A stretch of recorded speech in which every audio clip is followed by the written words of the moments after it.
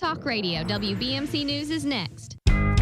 Douglas and Lanier, that's where I choose to be. Douglas and Lanier, that's the agency for me. For rock-solid insurance coverage or sound financial planning for my family's future, Douglas and Lanier is where I choose to call home. Call Douglas and Lanier, your local Erie agents, at 811 Faulkner Springs Road, McMinnville, at 931-474-0044. In the Main Street Journal News, 10 young players from McMinnville Youth Soccer recently enjoyed a VIP experience at the Nashville Soccer Club versus Toronto Football Club match, thanks to longtime sponsor Champion Chevrolet GMC. The dealership, a supporter of the league through the Chevy Youth Sports Initiative, made the opportunity possible for players ages 8 to 12 as a reward for the families of the league's most dedicated volunteer coaches. In recognition of their commitment, these athletes were selected for an unforgettable night that included a locker room tour, a visit with the Nashville Soccer Club mascot, and participation in the pregame tunnel and player introductions. The experience gave the kids a rare glimpse into professional soccer, fostering excitement and inspiration. This marks the 4th year Champion Chevrolet has made such experiences possible, and McMinnville Youth Soccer hopes to continue building on the partnership to create more lasting memories for young athletes in the community. More local news and sports are just a click away at mainstreetjournal.llc. Until next time, I'm Rob Nunley. Every farming operation has a story with a past, present, and future. Farm Credit Mid-America wants to get to know your farm story because we're a lending cooperative owned by farmers. And that's why we offer a range of loans and services designed to help farmers grow and prosper. Because we know why no one knows a farmer like a farmer does. Learn more about Farm Credit Mid-America and some of our farmers' stories at FCMA.com. Loan subject to credit approval. Additional terms and conditions may apply. Farm Credit Mid-America is an equal opportunity lender. Don't put the umbrellas and raincoats away just yet. Tomorrow, as you wake up, looks like a 45% chance of rain. I'm Jamie Summers with your Main Street weather forecast. Tonight, we'll see a low of 69. Tomorrow, a high of 84, 45% chance of thunderstorms. And then we'll see a low of 71 overnight. Now, as you start Wednesday, the percentage goes up. We're going to see a 55% chance of rain. So hang on to it all week long. MS does suck. MS mucks with your central nervous system, almost everything about your body. MS took everything from me. Always taking away. You never get anything back. Despite MS, I will keep riding my bike. I will continue to live the life that my daughter expects me to live. I won't let MS change who I am inside. I'm gonna keep being me. I was toting my pack along the dusty Winnemucca Road when along came a semi with a high and canvas-covered load. If you're going to Winnemucca Mac with me... Welcome to Behind the Mic. My name is Chad Graves, and I have a special guest here. I think most people that are listening right now probably know him. He is a local celebrity on the Warren County Sports Authority show. Also a business owner here in town, also a district title winner. So he is a local legend, some would say. I don't know if I'd go that far. You know, I will be honest, this is the first time that I've ever been on the radio and I've actually put on the dress shirt. So, you know what I mean? I figured I need to step up to Mr. Graves' level here, you know? So. Well, I think I'm impressed, though, because during the day, you do something entirely different than be a personality on a radio. I would say you're completely right. I mean, we try to run a transportation business. One thing that you put out today, when you and I talked this morning, you kind of said, hey, he's the owner of Sullens Transport, and I don't want that to come out the wrong way, because I would say that I am. Mm-hmm. That being said, I struggle saying that personally because my dad's the guy that started the business. Well, and you understand where I'm going. I totally understand that. You know, I'm we're just trying to carry on in a daily way that he started back in 1978, and love the opportunities that I've been given in that business. But my dad is the one that starts it. So I struggle when somebody says, hey, he's the owner or he runs the, there's something about that. It doesn't bother me, but in some ways it does because my dad he's the guy, well, if you know what I'm saying. So let me preface that by saying I wrote a little, with some help, I wrote an outline. Okay. So Chris Sullens is second-generation owner of Sullens Transport. Former high school basketball coach who led Warren County to multiple district titles with standout players like C.J. Taylor. Also the co-host of the hugely popular Warren County Sports Authority show on Main Street Media. Known for his animated personality, Chris has become a voice people tune in to hear, whether it's about sports, business, or community. He's also been recognized as Warren County's finest, could have been mayor. I think you and I are both in the running for that. Is that not true? That's right. When you say that, would you ever want to be the mayor? I would never want to. Yeah. So when I got that, when I was one of the 5 nominees, I said I probably need to be the 5th guy on that list because that's something that has never crossed my mind. Is hey, I do not want to do that whatsoever.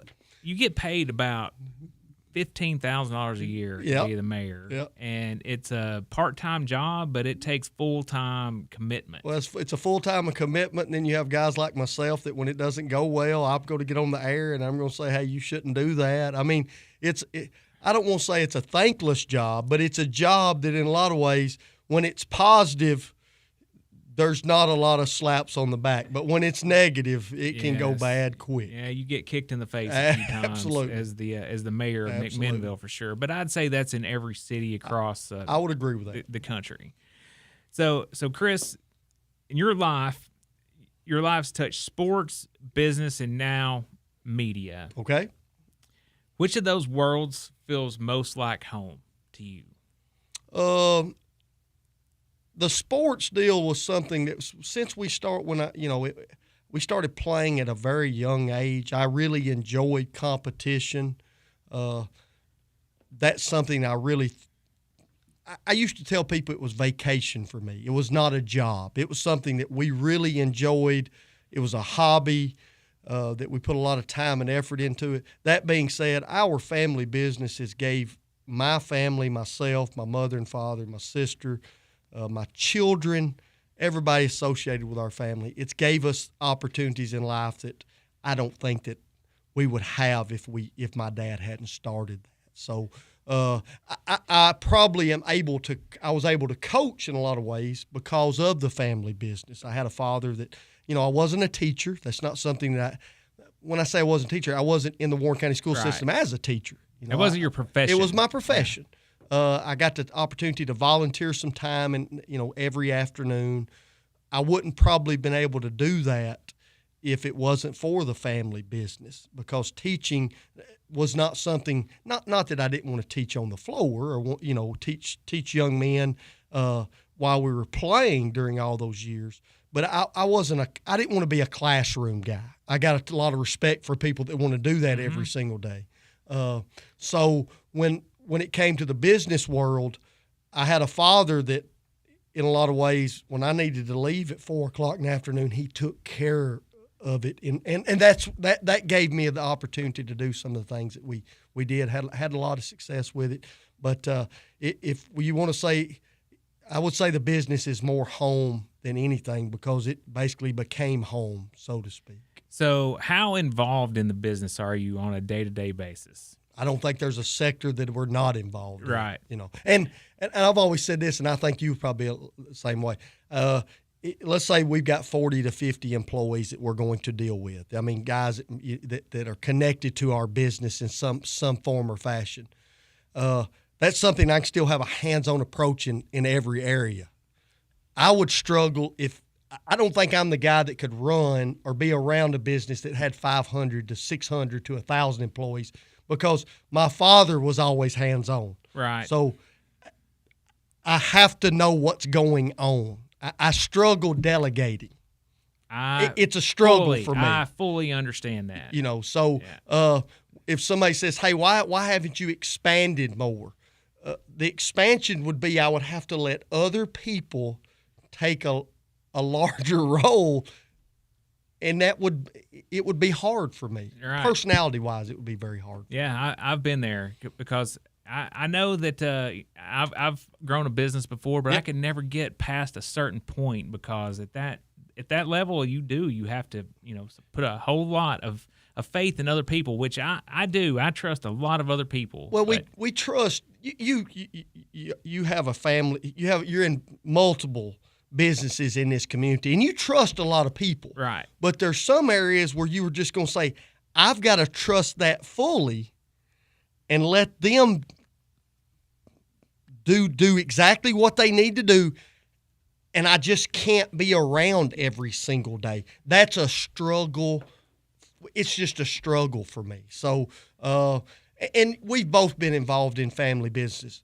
There's great days. Mm-hmm. And then there's a lot of times that you're not going to talk about some of those days. There's going to be some conversations that are going to be had in private, and there's great things about it, and then there's some pitfalls. Yeah. And you got to understand that you got to be able to take both of those and deal with it. So that family business, Sullens Transport. Yep. Right. So as a kid, I remember seeing Sullens Transport trucks all over the place. They were dairy haulers. Is that correct? Yes. I don't see those dairy haulers. Well, we still do a lot of tanker operation. The problem you're seeing is when you say you don't see them as much anymore, there's not as many local family farms out there anymore. That's what I was sort of alluding to. Is farming has become, and I don't know if this is the correct way to say it, but farming has become big business. Mm-hmm. And what I mean is, we deal with a dairy farm in Adairsville, Kentucky. They've got 5,000 to 6,000 cows that they're going to milk every single day. They're going to produce as much milk in one day as probably the whole mid-state will in a week. It's corporate farming. Right. It's 24 hours a day, 7 days a week. It's just changed. So when you used to have 100 to 200 local farmers, that doesn't happen anymore. You're going with bigger operations. So you're not going to have 20 or 30 trucks in this area. You may have 15 or 20 that are going to one location. Mm-hmm. And if you're not on that road, then you didn't see our trucks. Right. Well, I know that Tim Hitchcock used to have dairy cows, and you guys would go out there and pick up milk from his place, but they got out of that business. They got out of that business. It's a tough business. Yes. It's a tough business based on what you and I just talked about. Most farms were family farms. When you're in a family farming operation, you need your family involved in that. Tim Hitchcock had, when this happened, there was some children and grandchildren and mothers and fathers, and they went different directions. The family farm was not something that they didn't want to get up and milk cows every single day. I know. And people twice a day. Twice a day. Sometimes they do it 3 times a day now. So it's like how life has changed. Corporate farming has taken over in ways that family farming used to be in our daily lives. So that's just kind of how it works. So is that the primary source of revenue for the business? Is it the trucking? I would say we're probably about 40 to 50% of it now. Well, we do a lot of repair work. We're probably going to in our operation repair about 500 to 600 pieces of equipment a month at our location. Wow.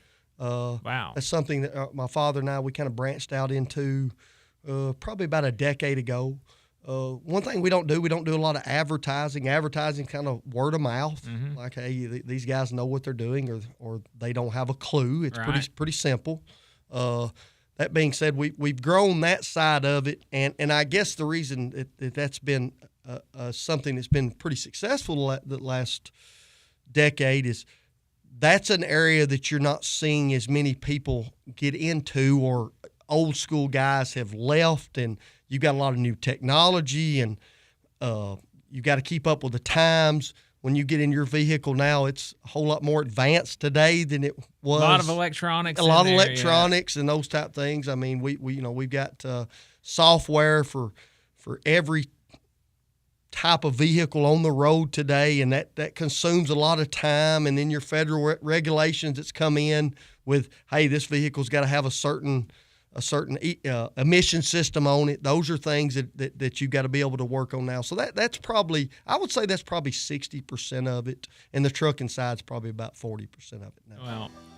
Well, so Connor's playing in the music, so it's time for us to take a break here. So when we come back, I want to hear about a lesson that you learned from your father when now running in this business. All right, we'll be right back on Behind the Mic. I'm here with Chris Sullens. Time to get there. I'm eastbound, just watch on bandit run. Keep your foot hard on the pedal. Son, never mind them brakes. Let it all hang out, cause we got a run to make. The boys are thirsty in Atlanta.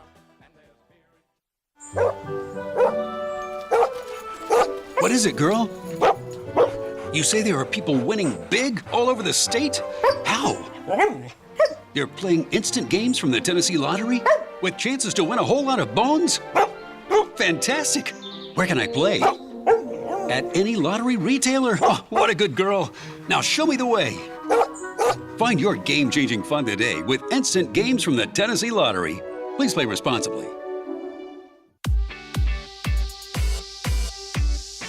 Feel fresh, smooth, and summer-ready with hair removal services from Namaste Wellness. Only at MainStreetShopper.llc for up to 50% off.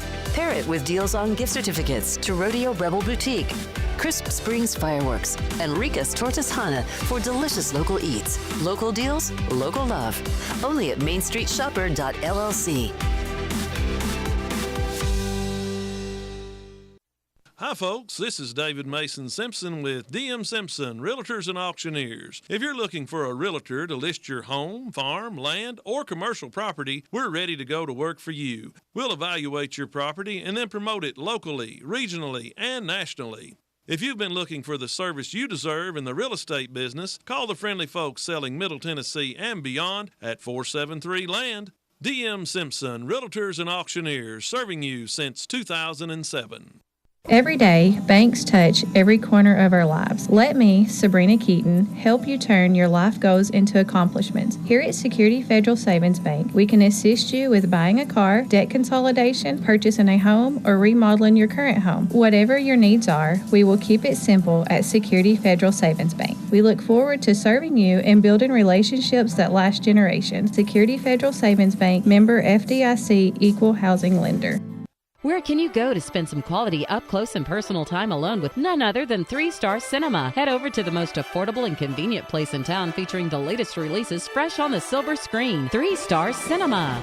Now showing Fantastic Four rated PG-13, Bad Guys 2 rated PG, The Naked Gun rated PG-13, Jurassic World rated PG-13, and Superman rated PG-13. Sparta Street, McMinnville. 3 Star Cinema, where the stars come out at night.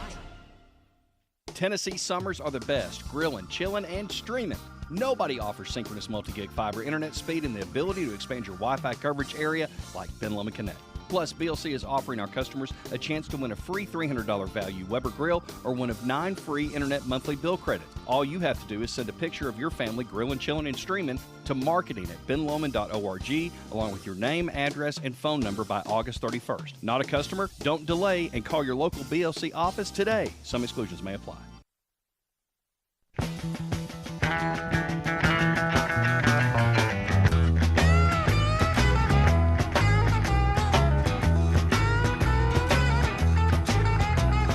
Trucking, got my chips cashed in.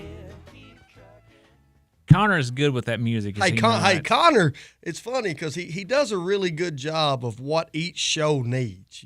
I mean, he's always keeping us on our toes on Wednesday night. He is involved with every show that we have here. He's pretty important around here from my understanding. I would agree with that. Yeah, we don't want to make his head too big. I know. Thank you, Connor. Yeah. We appreciate you very much. That's C-Dub. This is Chad Graves on Behind the Mic. I'm talking to the legend, the local legend here, Chris Sullens. He's been a district champ 2 times. And before the break, we were talking about, I wanted to hear about a lesson that you have learned from your father in business. Two lessons I think that I would I'll go to my grave with. One would be this: don't ever ask anybody to do something in business that you won't do yourself. I think we see too much of that in today's times. You've got too many people that they want to be bosses, they want to be in charge, but they won't do what you're asking the employees to do. That's something. My father, he's still involved every day in our business. He's still there every single morning. He's the first one there. He's 72 years old and he's out changing tires this morning on a tractor trailer. That's who he is. So when you could never say that Troy Sullens would do something, he would ask you to do something he wouldn't do himself. And then the other thing that he taught me, you got to understand when you get involved, and you know where I'm coming from because you're dealing with it on a daily basis in everything that you're in. Is it an investment or you invested? Right. That's right. You and I can go out. We talked about it. You brought something up a couple weeks ago or a couple months ago. You brought up the Children's Beverage Group. That's the first stock. Yeah. TCBY. Yeah. Hey, and that was going to make everybody in this community millions. You know what I mean? Well, that was an investment. Hey, we threw out whatever dollar amount, and we let other people make those decisions. It didn't go well. That's right. Okay? That being said, that was just us deciding we wanted to invest some money and see what a return would be. In what we're doing on a daily basis, it's an investment. We are thoroughly invested ourselves. That's right. So it's got to go well. It's got to go well. That's right. We are so invested in it that it can't go this other. Well, I mean, I guess it could always go downhill, but it's like we're so invested that to make sure that it doesn't. And I guess where I'm going with that is he would make that comment, and then he would also say, everybody sees a lifestyle. They don't understand it's a livelihood. Mm-hmm. This is what you're doing every single day to make this work.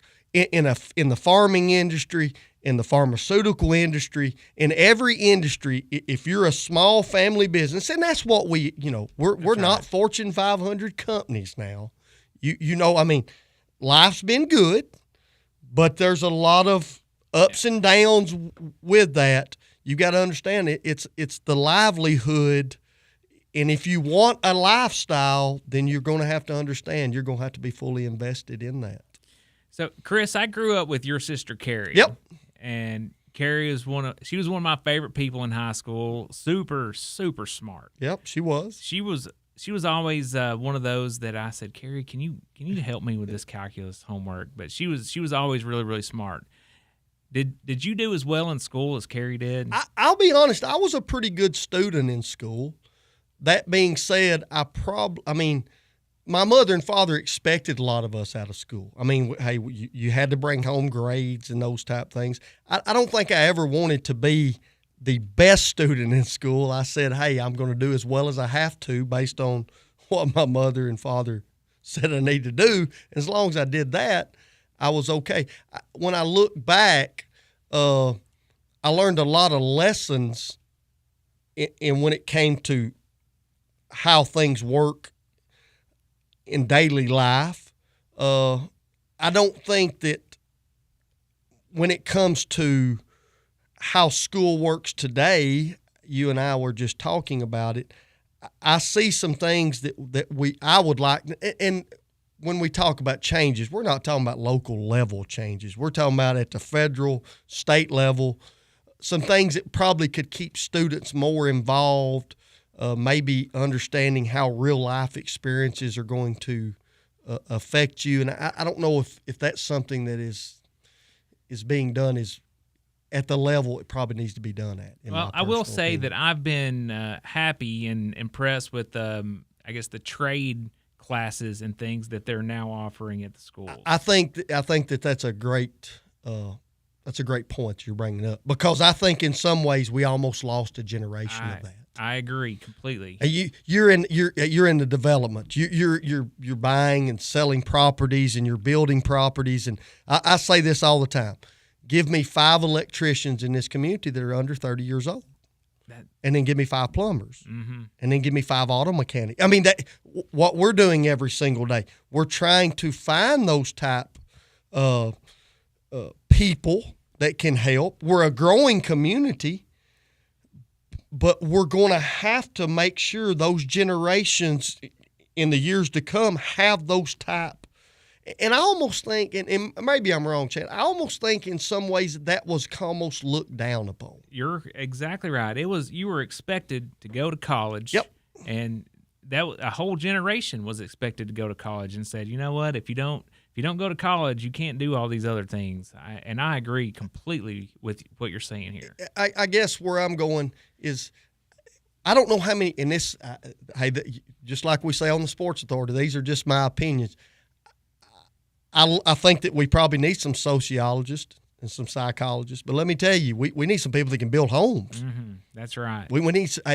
Barbara Scott brought up a point one time, and you remember Miss Scott. We all can't be doctors and lawyers. Somebody's got to dig ditches. That's right. And for society to succeed, we need to understand that. So those are the type things that I think that.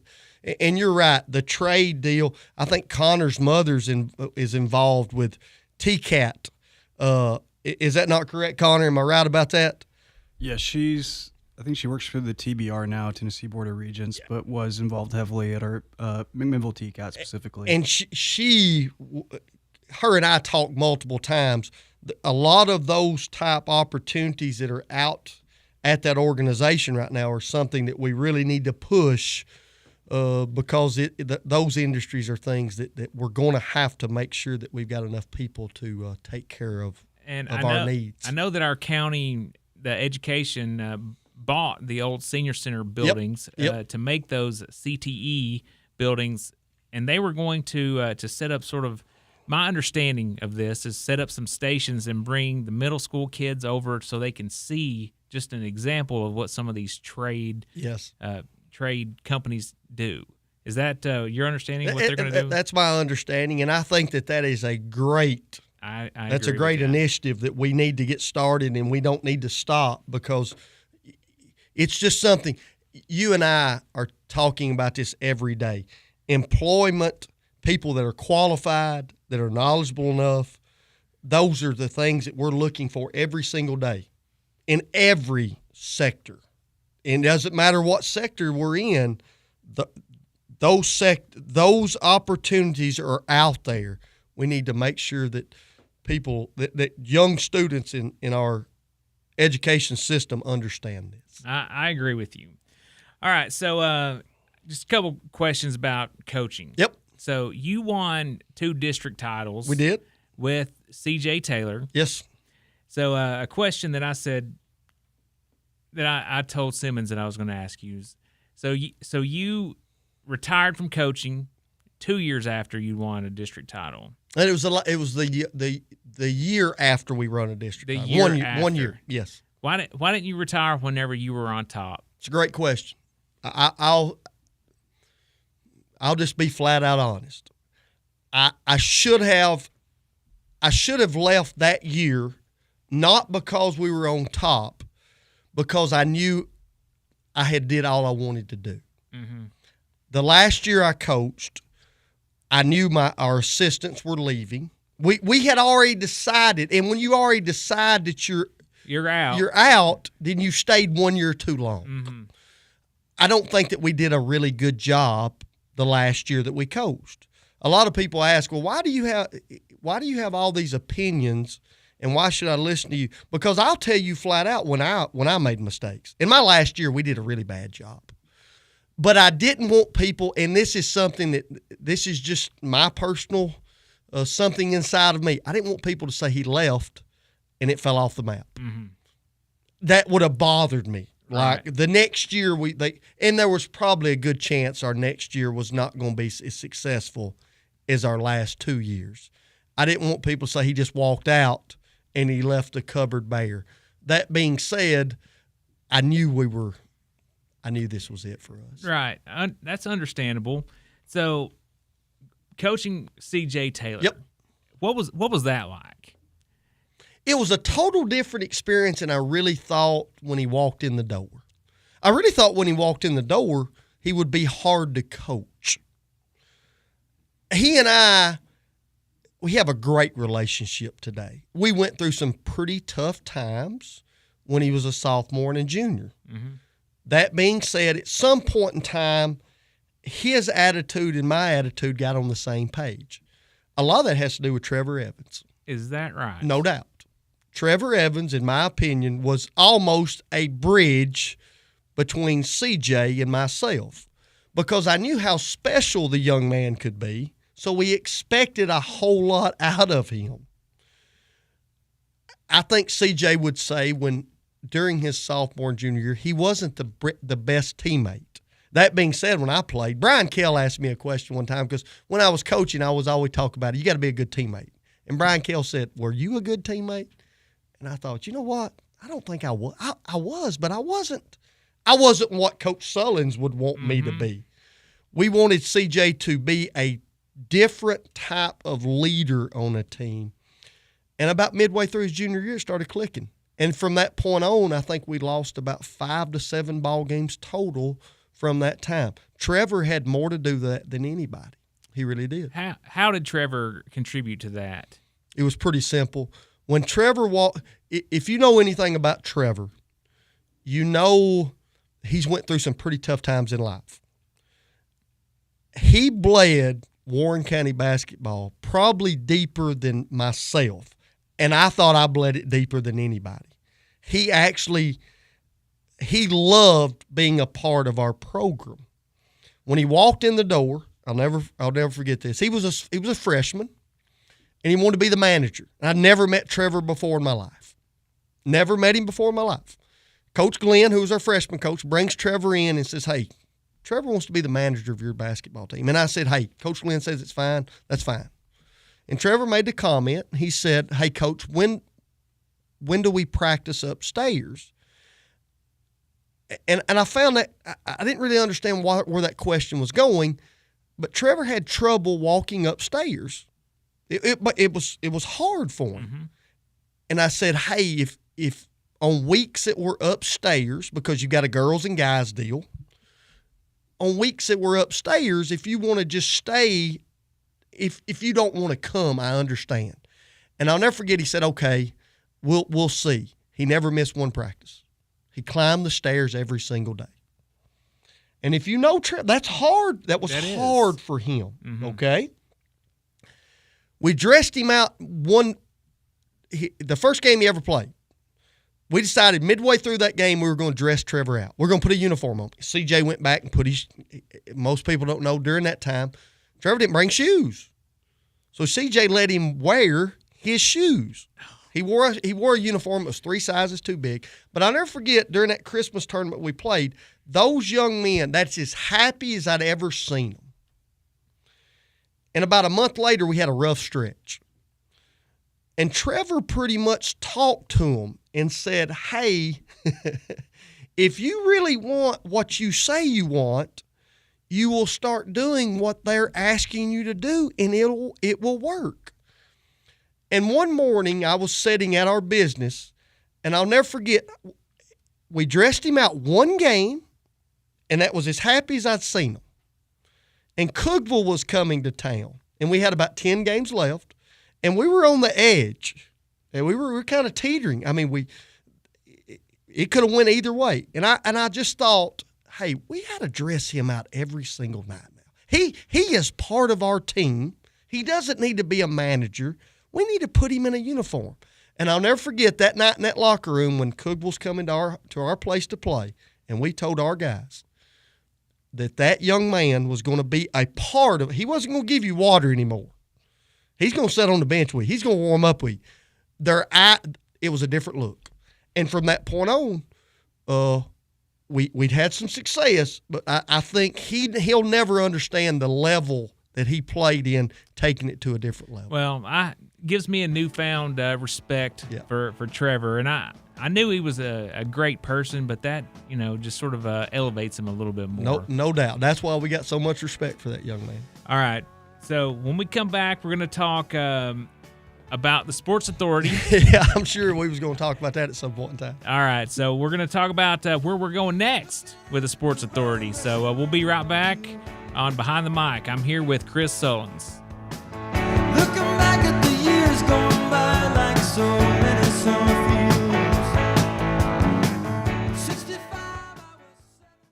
Talk Radio, WBMC News is next. Looking for a loan? At Coffee Bank and Trust, we can make it happen. From business goals to personal dreams, we specialize in finding a way to get you approved fast. Come home to Coffee Bank and Trust, a division of Coffee County Bank, member FDIC, equal housing lender, NMLS number 646005. Planning a move? McMinnville Moving and Storage has been trusted for over 60 years. Licensed, insured, and offering free quotes. Visit us at McMinnvilleMoving.com today. McMinnville Moving and Storage. Moving your past to your future. In the Main Street Journal News, 10 young players from McMinnville Youth Soccer recently enjoyed a VIP experience at the Nashville Soccer Club versus Toronto Football Club match, thanks to longtime sponsor Champion Chevrolet GMC. The dealership, a supporter of the league through the Chevy Youth Sports Initiative, made the opportunity possible for players ages 8 to 12 as a reward for the families of the league's most dedicated volunteer coaches. In recognition of their commitment, these athletes were selected for an unforgettable night that included a locker room tour, a visit with the Nashville Soccer Club mascot, and participation in the pregame tunnel and player introductions. The experience gave the kids a rare glimpse into professional soccer, fostering excitement and inspiration. This marks the 4th year Champion Chevrolet has made such experiences possible, and McMinnville Youth Soccer hopes to continue building on the partnership to create more lasting memories for young athletes in the community. More local news and sports are just a click away at mainstreetjournal.llc. Until next time, I'm Rob Nunley.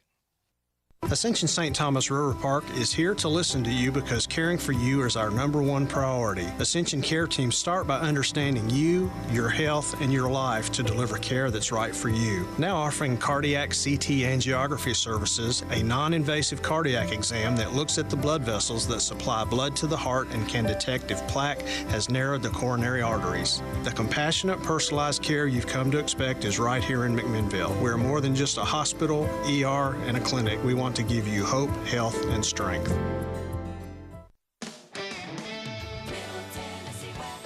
Don't put the umbrellas and raincoats away just yet. Tomorrow, as you wake up, looks like a 45% chance of rain.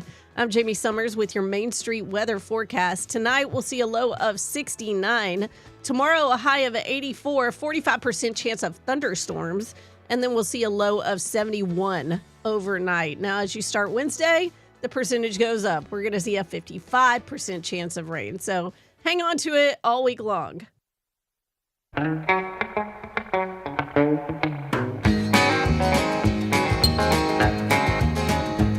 It's a big job just getting by with 9 kids and a wife.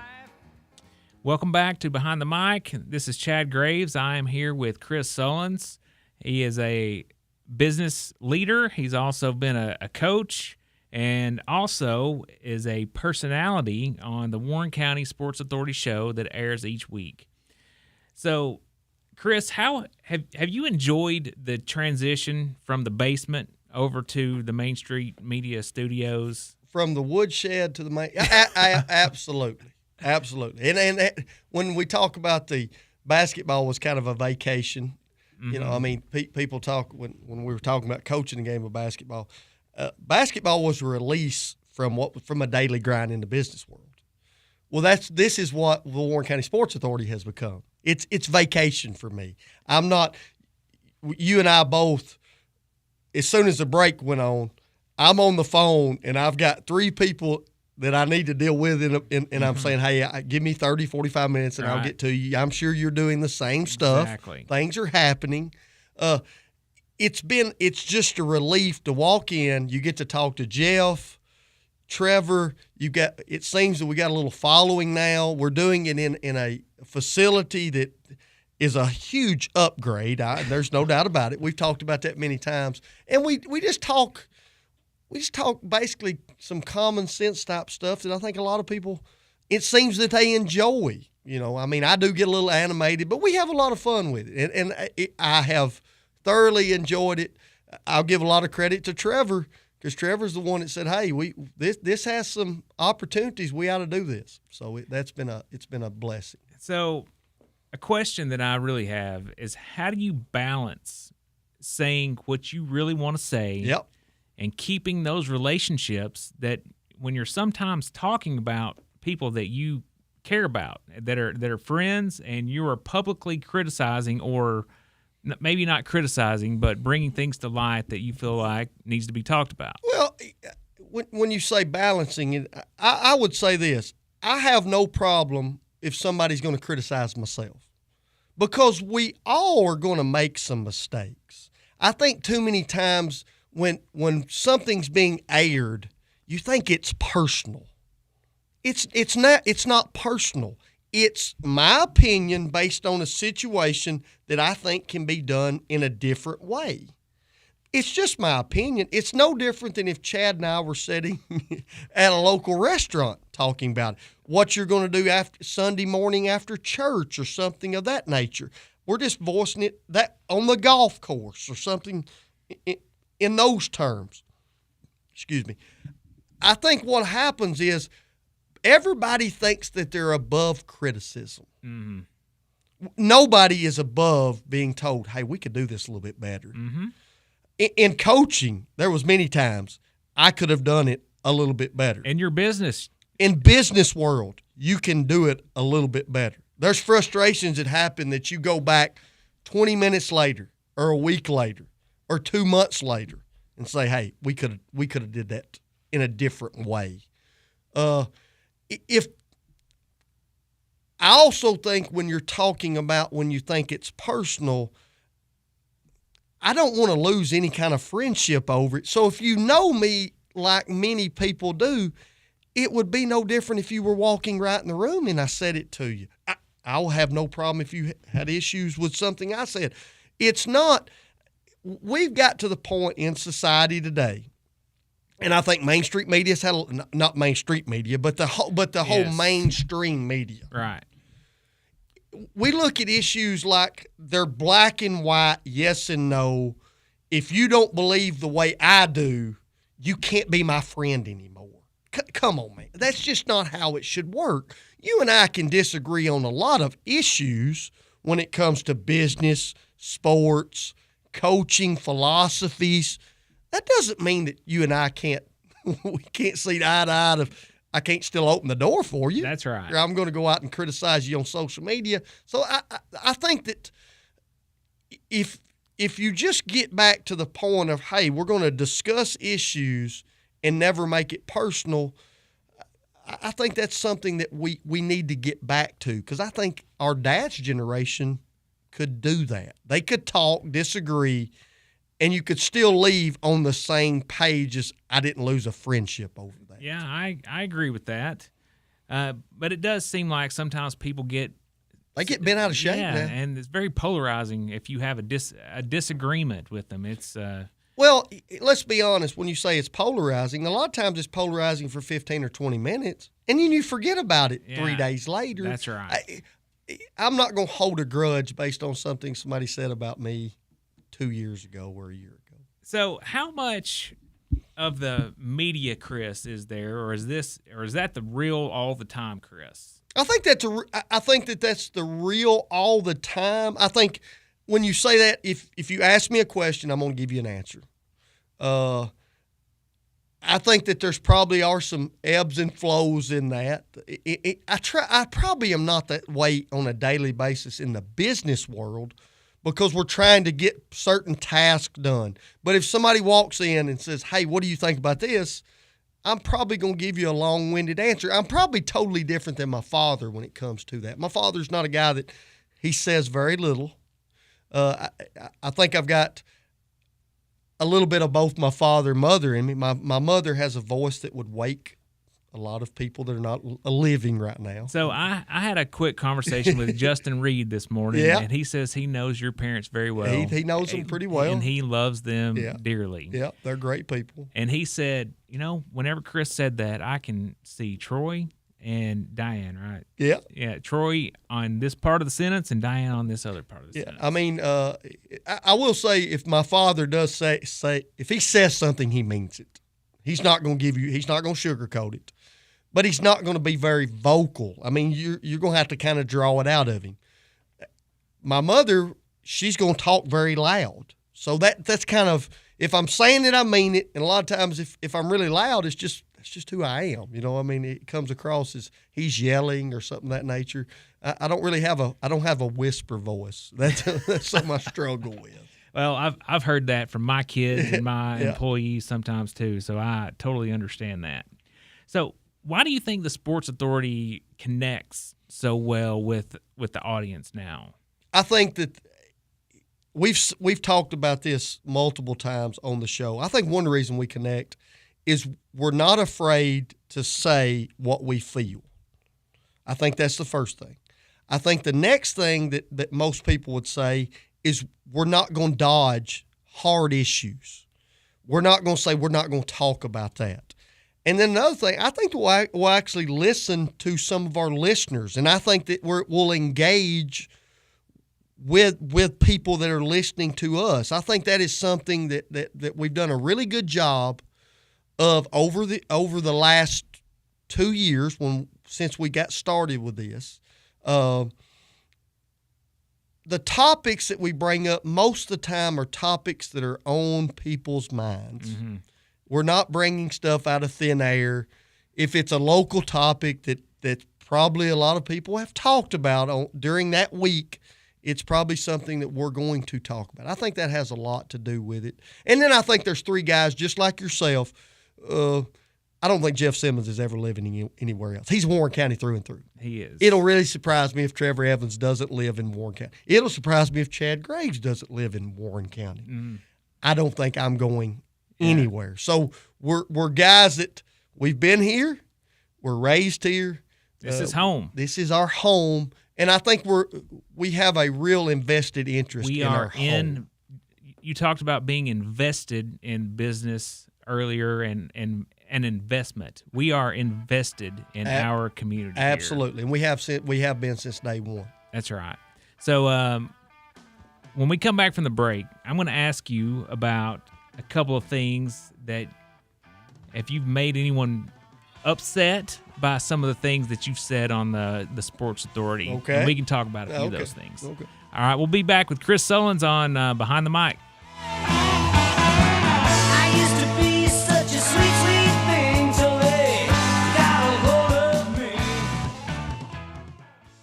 Towering over Soaky Mountain Water Park sits an 8-story drop down a twisted path of raging currents. Introducing Raptor's Rage. 6 courageous souls ride together to brave the twists, turns, and zero-gravity drops. It's not just a raft ride, it's an initiation. A test of family, friends, and fortitude. Raptor's Rage at Soaky Mountain Water Park. Coming soon. Learn more at SoakyMountainWaterPark.com. Every farming operation has a story with a past, present, and future. Farm Credit Mid-America wants to get to know your farm story because we're a lending cooperative owned by farmers. And that's why we offer a range of loans and services designed to help farmers grow and prosper. Because we know why no one knows a farmer like a farmer does. Learn more about Farm Credit Mid-America and some of our farmers' stories at FCMA.com. Loan subject to credit approval. Additional terms and conditions may apply. Farm Credit Mid-America is an equal opportunity lender. Hey, this is Kevel from the Cafe at Tree City, your local stop for great coffee and good vibes. We're open every day from 5 a.m. to 7 p.m., serving up classic lattes, bold espressos, icy frappuccinos, and refreshing cold brews. Order ahead for quick pickup or curbside delivery. And don't forget our fresh breakfast treats. Start your day with us, the Cafe, located inside the lobby of the Inn at Tree City. Freshly brewed, boldly crafted, just for you. 30 years. Just how long is that?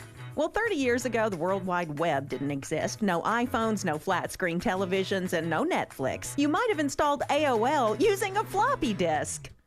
Yep, 30 years is a long time. And to stay in business for 30 plus years, well, you have to do things the right way, especially in the last 30 years when things have changed so much. The Rogers family has done it the right way, building a car dealership with a focus on integrity, treating people the right way, making fair deals. No tired car dealership cliches. The Rogers really forged a different way to buy a car. It's a hometown friendly feel. Ed Rogers Valley Ford, 30 years of doing business the right way. 111 Auto Lane, Sparta, and online, edrogersvalleyford.com. Ed Rogers Valley Ford, same ownership, same customer service for 30 years with that friendly hometown feel.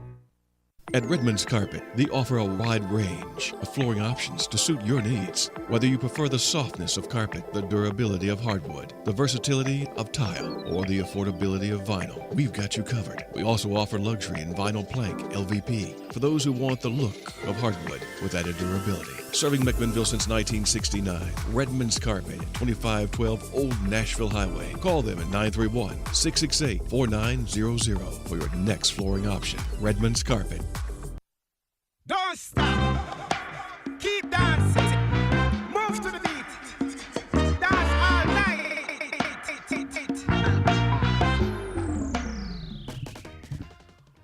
Welcome back to Behind the Mic with Chad Graves. I am here with special guest Chris Sullens tonight.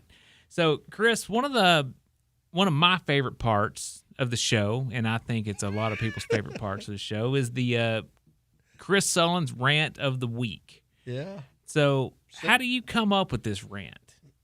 It's funny you say that because that's a great question.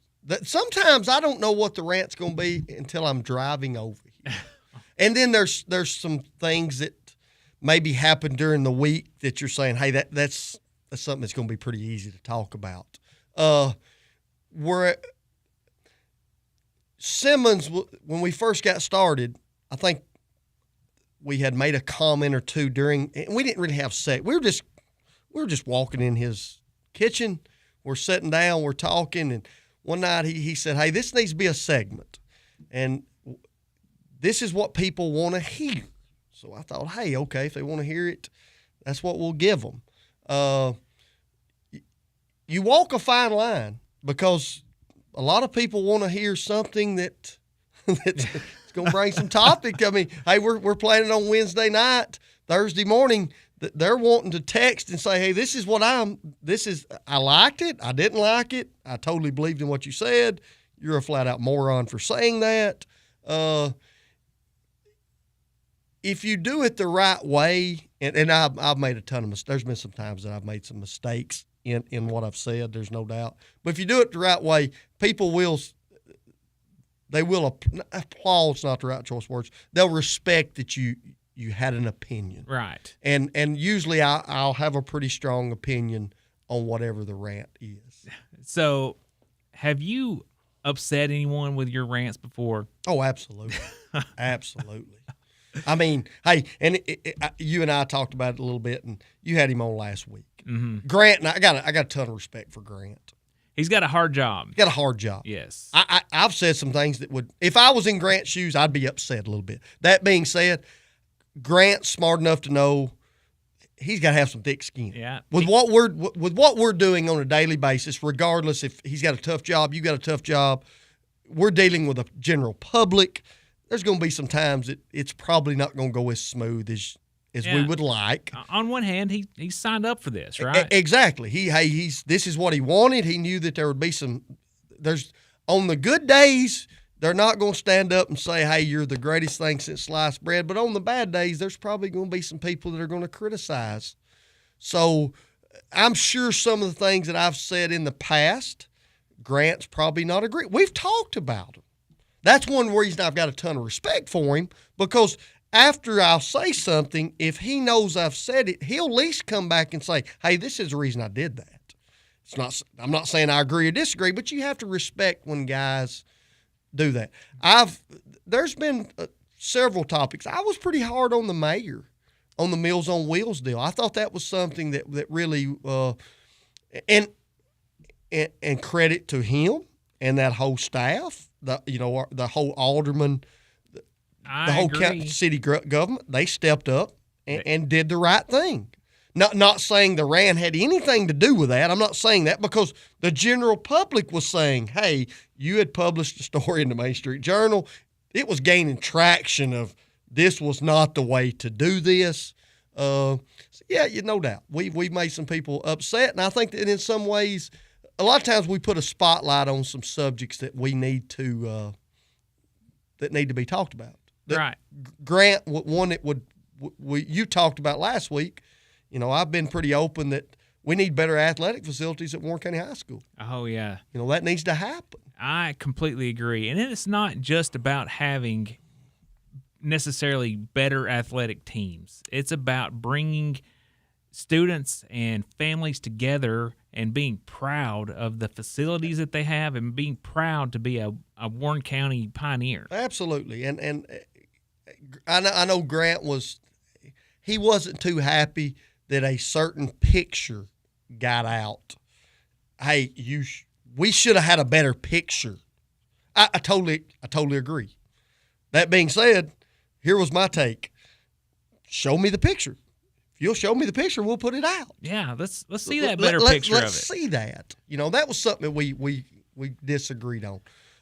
But when I'm listening to Grant and I'm listening to the interview last week, I think if we were all on this table right now, we'd all agree about the same thing. We need better facilities at Warren County High School. How he wants to go about it is not that it's not the way I want to go about it, but I'm in the business world where we want to make decisions. Yes. We don't want a 2 to 3 year county commission. You know what I mean? It goes through 14 committees. We want to make a decision now and let's get on with the program. And that's one reason I think you would be the same way. That's one reason I don't ever want to be involved in county, city, school government because it moves too slow. Well, that's going to be another question that I want to talk to you about in OT, and I know that we're about to be finished. Is that right, or are we? We got about 27 seconds. 27 seconds. All right, in 27 seconds, I guess we can do a quick closeout, and I want to thank David Stinson and Diamond Jewelry Company for them sponsoring this show. David Stinson is my neighbor and a great friend of mine, and he understands exactly what I need to do on my anniversaries and holidays. He really knows how to pick jewelry. He's got a great family.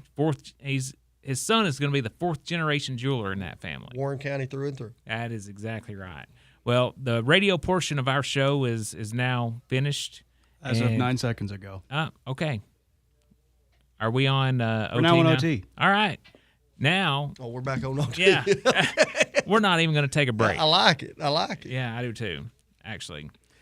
All right. So we've talked about a few changes to the Sports Authority. What are your thoughts on some of the changes that we have, I guess, been discussing? We talked about changing the breaks up a little bit. Is that going to help, or is that going to I think it keeps the listeners and the viewers involved. Not that they don't want to hear breaks, but we do have a lot of breaks in what we're doing. We do. And you've seen the viewership. Hey, I think last week there was a time we were up to 40 to 50 viewers at live, and as soon as you hit a break, that goes away. You know as well as I do, you kind of want to keep a flow going. Yes, that's right.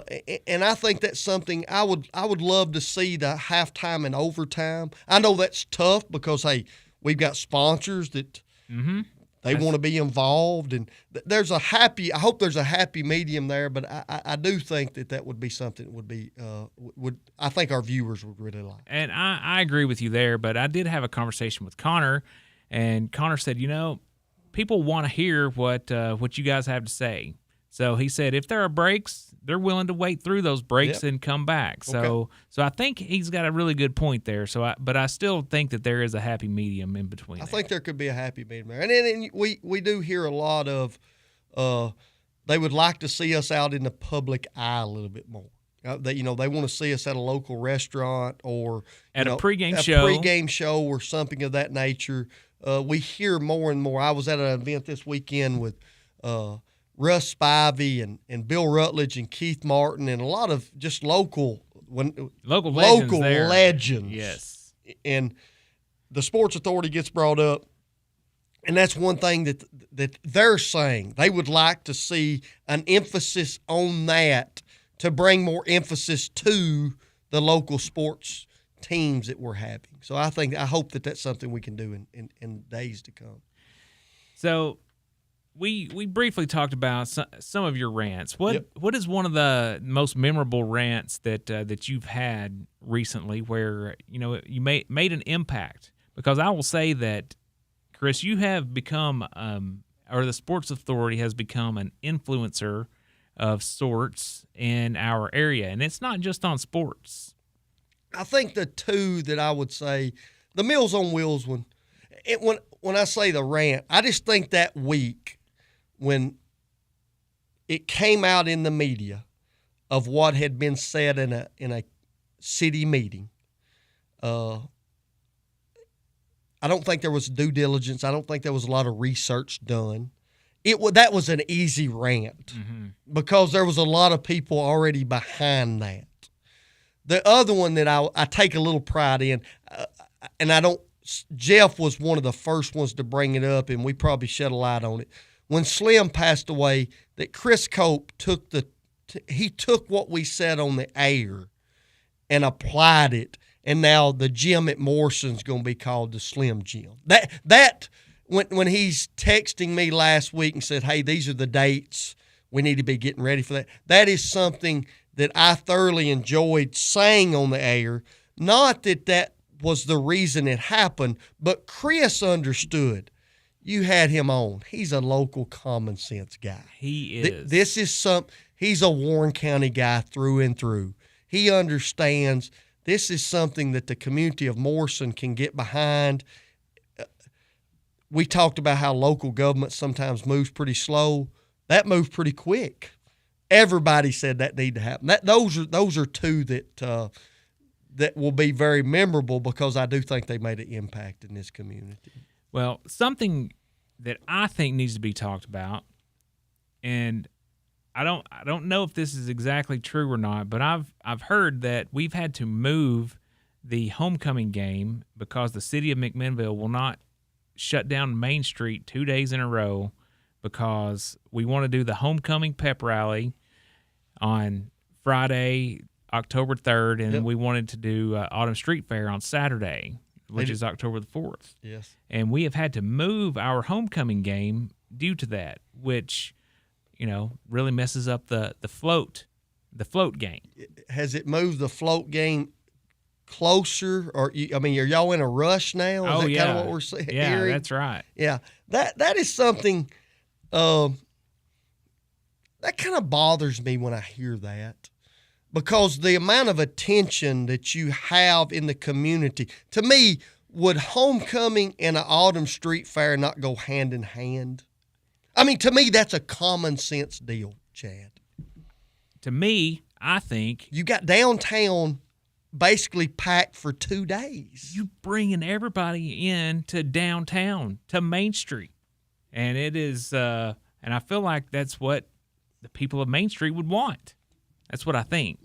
What has been the reason that they said we can't do it 2 days back to back? What's the reasons you're hearing? That we're closing businesses. We're shutting down businesses because people cannot get to those businesses because Main Street is closed. Even though there is generally West Colville and the huge parking lots behind those businesses. So I don't see how it really shuts down complete access to those businesses. I would love to hear 10 to 15 business owners up there tell me their opinion of that. Because if you say that we're closing downtown McMinnville, those city streets off, but there's let's be honest. You're going to have, at least 1,000, 1,500 people that are right there at your door? Can you not promote that? Come on in. We're giving 10% off if you show a home or let's just say that I've got a ticket for a game. If you're going to the game night and you show me that ticket, that's 10% off of any purchase you make. I can't see how restaurants wouldn't want this. I totally agree. It seems like that's to me, that's a common sense deal where it seems that maybe some people don't want to hassle. And if you and I are in the business world, we would want to hassle. We want as many people to come in our doors on those 2 days, because those are 2 days, and if we're really looking at it, those are 2 days that are going to be spotlighting not only Warren County High School, but they're going to be spotlighting Warren County and Main Street. I agree. The only exception I could see here is if you were a law office, okay, and you only have one or two people come in per day. I understand. And now we've closed down the streets, and those clients might have a hard time getting to the law office, but I can kind of see that point. I could see that point. I'm still struggling with saying you can't close it down Friday because it's going to be closed down Saturday. Now, no disrespect, I know a lot of great attorneys in this community. I don't know if I'm getting an attorney appointment on Saturday at 11:30. That's fair. That's a fair point yeah, there. That's right. So that would be something that I think these are the type of decisions where you need to have people in a room, and not make a real educated decision, not a we can't do this because decision. So I have a gut feeling here that there are a handful of business owners that complained about it. So they made this unilateral decision based on a couple of vocal business owners. Basically, a local minority view. Yes, that's two to three over. Basically said, "Hey, we can't do this," so it affected the majority. That's the way that I feel about it. Okay. My question would be, if I feel that strongly about it, shouldn't I voice it publicly? Well, I agree with that, and that's kind of what the rant is, right? Exactly. That's where the rant comes. If you want, I'm not going to feel so strongly about something that I won't say it publicly.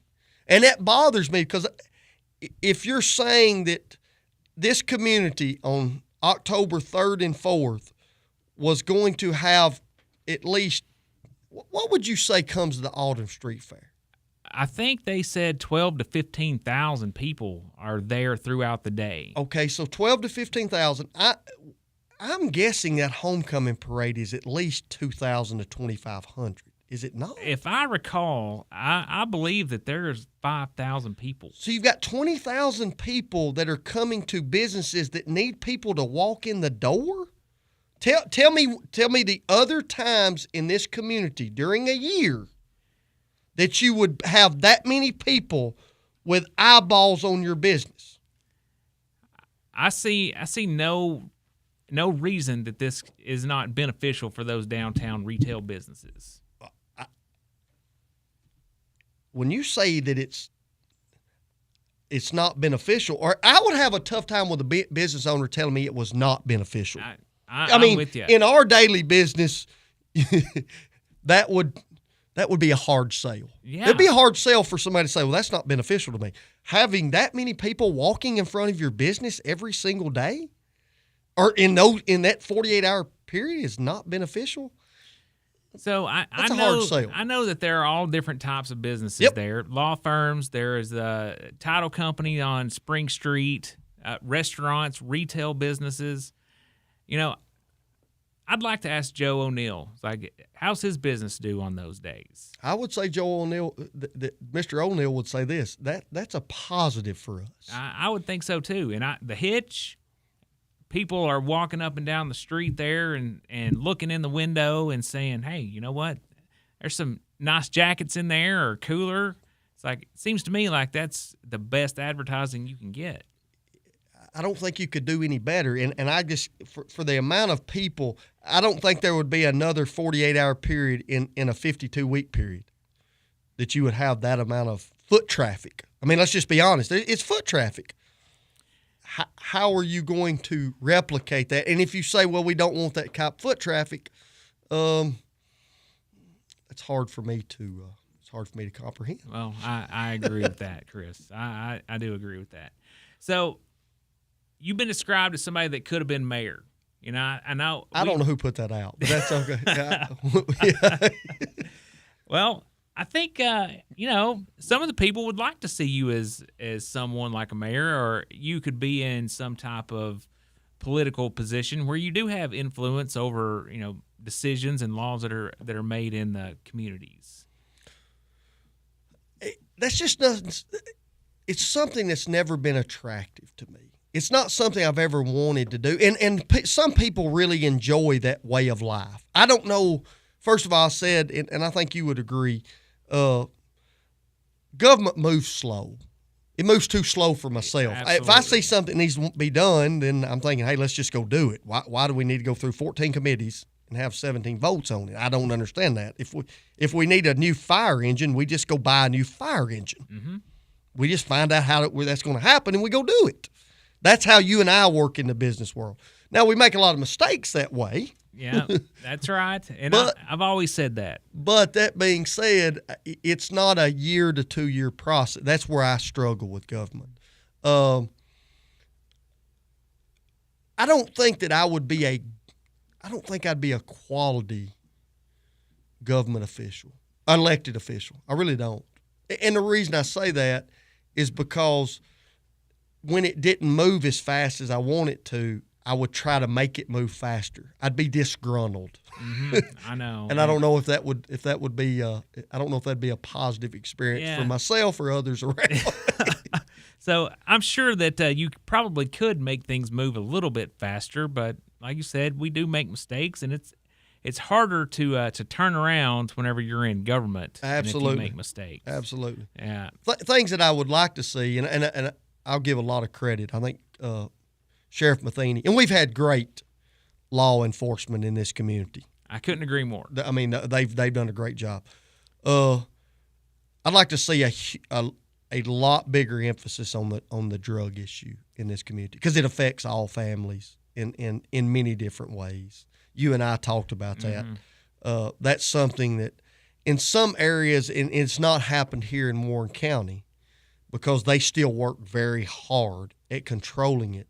But you see different areas in our country where it's almost become it's almost a given. Like that's just how life is. Mm-hmm. That's a struggle for me. Another thing I would love to see in Warren County, I'd like to see what you and I talked about. I think we need a real strong agenda that is put on how we're going to bring trades back to our communities and basically impress on students that this is a way of life that you can make a living and support a family financially, and you will be looked at.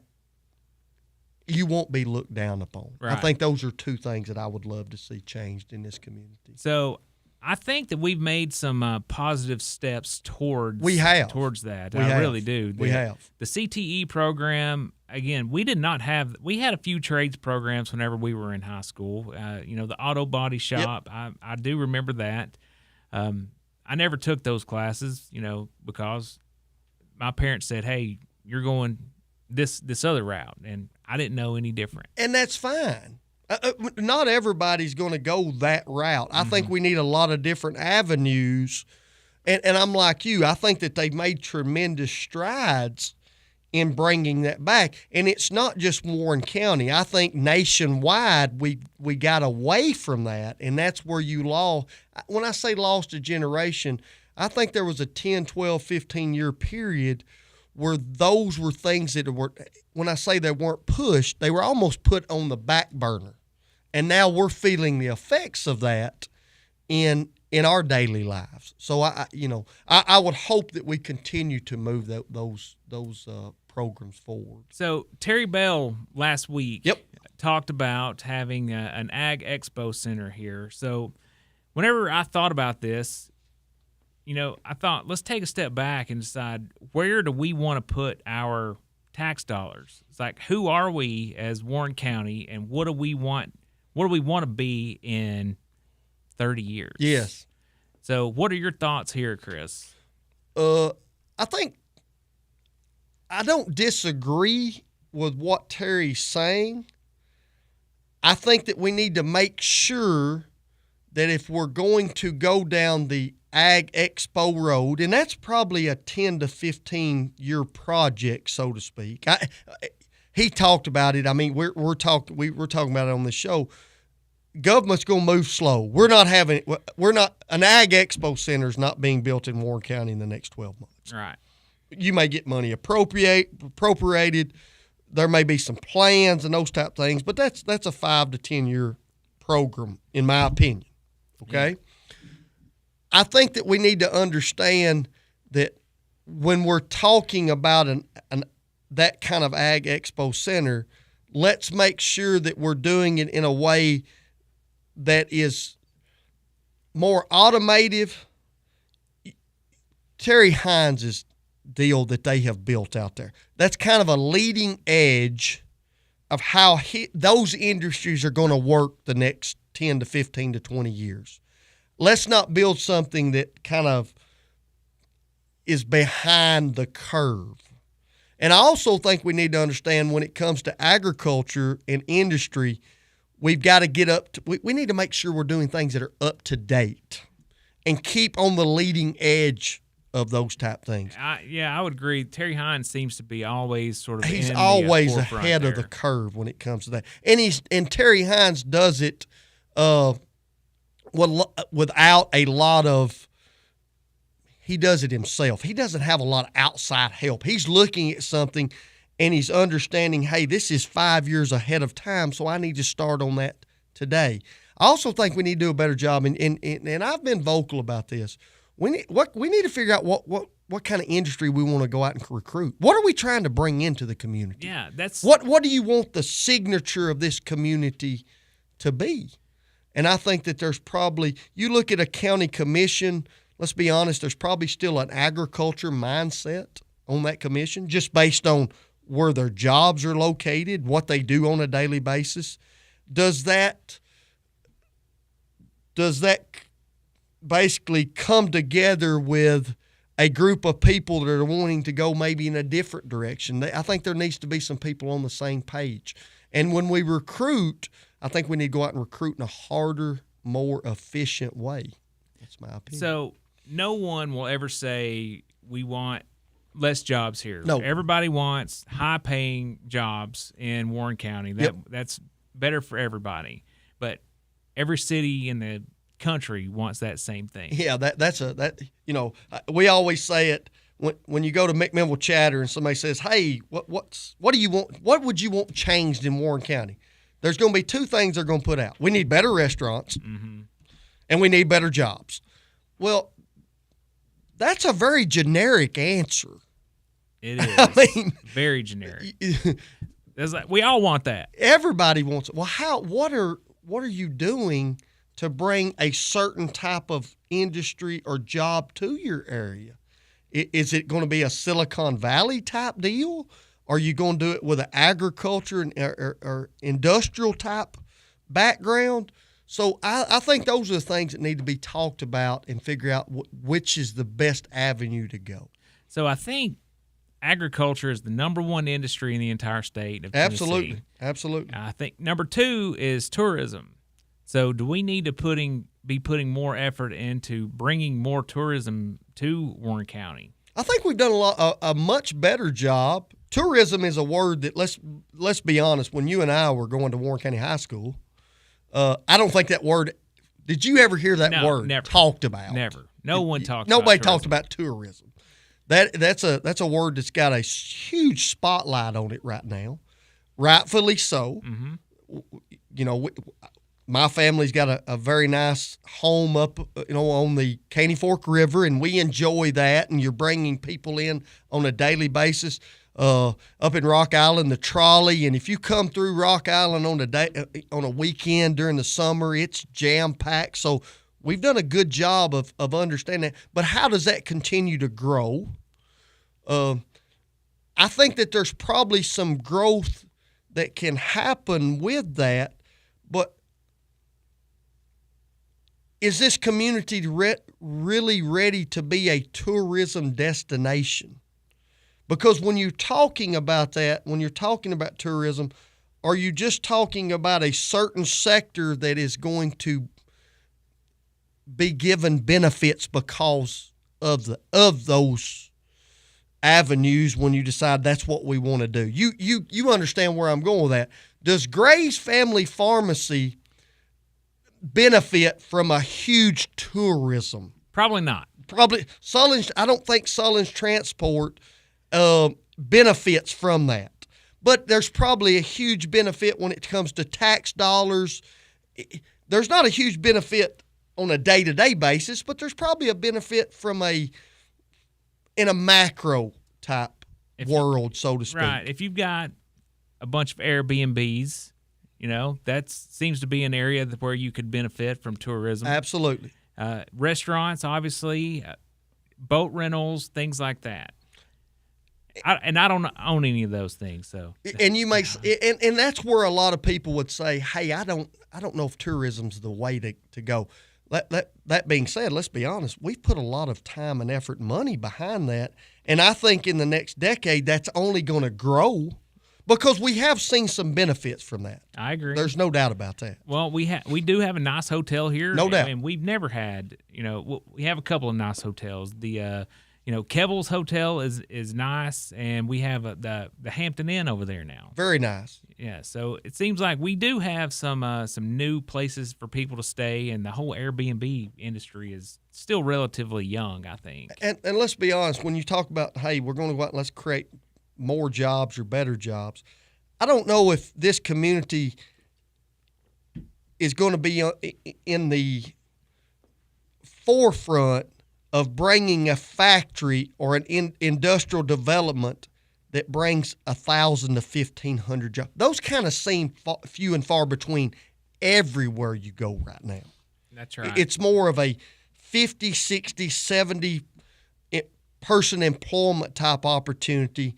But how are we bringing that to our community? And what are we trying to say, hey, there's a Volkswagen plant that's sitting down in Chattanooga. They've got to have some subsidiaries that are going to be used. So that's what we're trying to do. I think that you need to make sure you're on the same page or trying to plan in that way. What I struggle with is when we talk about we're out trying to recruit and the recruitment seems to stay in Warren County. I'll just be honest. If I'm recruiting to bring into Warren County, I'm not staying in Warren County. You're rarely going to see me if that was my job. I'm trying to get out and see as many people outside of our community because the people inside this community are not the ones that are going to be the avenue to bring them in my opinion. So it still seems like there's a lot of emphasis on the auto industry and related businesses around Warren County. I agree. In our area. So is that going to – well, I think that's been a little bit slow this first half of the year. Is that going to pick up? The thing that would bother me about the auto industry is in some ways I don't think the wages have kept up with when it comes to the price of a home, a price of a car. I guess where I'm going with that is the median income in this community is probably probably 40. I think about 44,000. 40, 44. So let's just say you got a 2-income person family at home, about 80 grand. And during our time growing up, that was, and that is pretty good money in Warren County. That is. Let's good be money. honest. It is. But when first-time homes are now almost $500,000, and you're in that industry. Yeah. You're not seeing homes that you're buying that are less than $250,000, $300,000. You're going out and buying vehicles that are $85,000 and $90,000. It doesn't pencil out on paper. You and I have been around the business world a long time. When you start putting those figures down, how do we make that work? We talked about one thing that that needs to be taught in school, something that you and I in the last 10 or 15 years, we almost ran businesses on free money. That's right. It was cheap. 3%. Interest rates 1% to 2%, 3%. Yeah. Well, our dads remember when it was 17, 18, 19%. Those are mind-blowing figures to us. I think now we've got to the point where this may be where our rate's going to be for the next 5 to 7 years. I don't know if we're going to see free money again. I know. And that comes across the wrong way, but you understand what I'm saying. I think we need to be teaching students 7% interest. It's pretty normal. This is normal, and this may be what you have to make to afford a $350,000 to $400,000 home. So when I say that the auto industry is going to be affected, I don't know if you're seeing cars fly off lots right now. I know equipment right now is not flying off the shelves the way maybe it has in the past. We deal with a lot of equipment dealers, and they're talking about it's hard to go out and buy a tractor that used to be $100,000, now it's $250,000 to $300,000. I mean, those are the type things that you've got to talk about, because when it comes to the business world, that's what we're dealing with. Chad, we just talked about the family farm. Yeah. We talked about it earlier in the show. What do you think it would cost to go out and start farming? Not hey, I've got a family farm that's got tractors and I've bought land. What would it cost first to generation? Start? Yeah, first I generation want to start farming today. I think you could take $1 million and you're nowhere close. I think you're 100% right. I think you're nowhere close. Because if you got a 100-acre farm, you're looking at $1 million just for the farm. Just for the farm. Yes. And well, that's if you can make money off of it too. Absolutely.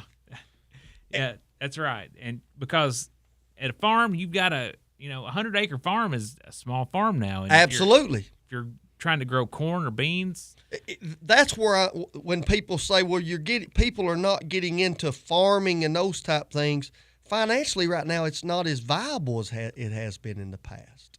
And that's why a lot of family farms at some point in time, we don't like hearing it. It's not something that we like talking about, but financially it's hard to stay viable in today's times with how the price of equipment, insurance, all the things it takes to do what we do on a daily basis in the business world. It's a whole lot different now than it was in the last 15, 20 years. Chris, I know that Connor's got some commitments. He's got to go. That's right. So he didn't always want to listen to me for 90 minutes this week. Well, Chris, it's always fun talking to you. Hey, can't wait to get back Wednesday night. We'll get back on the regular schedule. Yeah, we got a good rant coming this week. We got a rant coming. Everybody's going to enjoy it, I promise. All right. Well, thanks again, Chris. This is a great time. And Connor, thank you again. It was a great show. I appreciate it. Appreciate it. It's been Behind the Mic.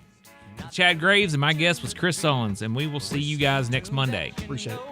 Hey friends, Justin Reed here, glad to be popping in for just a moment on Behind the Mic. I'm also in that could have been mayor personality category. You can vote online at mainstreetjournal.llc.